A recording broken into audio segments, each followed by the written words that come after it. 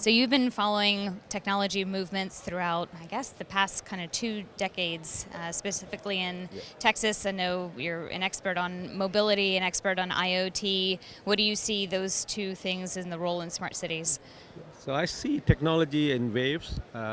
The mobility was the first wave, then the mobile internet came. Okay, made all this communication in a very different way possible, especially with data networks and connected to wireless. And now we have this whole wave of IoT, machine-to-machine communication.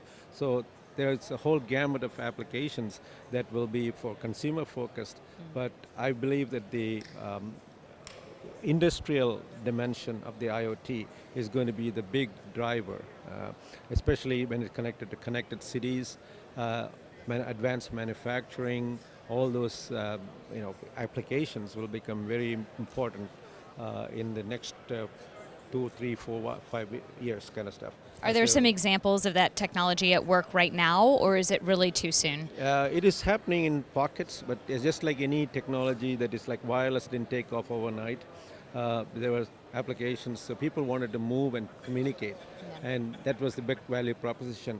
But that was not where it ended. Now they can do video conferencing, they can do all those applications on the same wireless networks. Smartphones came, so those are all evolutionary things. But basically, in IoT, it is about sensors.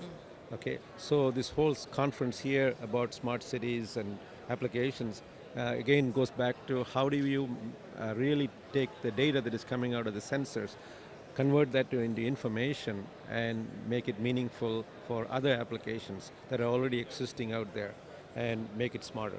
Kind of Perfect. stuff. Yeah. Is the sensor technology and data management, is that the most exciting thing that you see out of smart cities? Yeah, sensors are just like mobile phones evolved, right? The first mobile phones don't look anything like what we have right now. No. So I believe the sensors that we see today, all the way from acquisition for weather data to looking at bridges and things like that, to sensors that go into your body for healthcare, are very, very different sensors. They'll all evolve. The costs will go down. Then what is going to sustain is the how do you actually manipulate the data and handle the processes to help communities. And I think the initiatives like what we have here is the beginning of that whole wave. Cities coming together, communities coming together, and trying to innovate.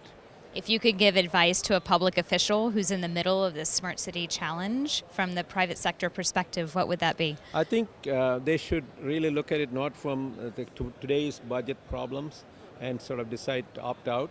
They should really look at the long term and say the technology is going to be out there in the commercial space, innovating in here. How can I leverage that technology for the public use?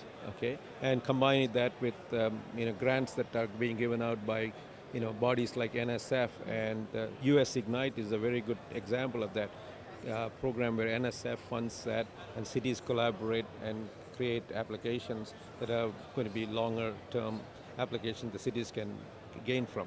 But my advice would be look at the long term and not be kind of looking at do I have a budget shortfall this year, so I'm going to stay out for another 5 years. It will be too late.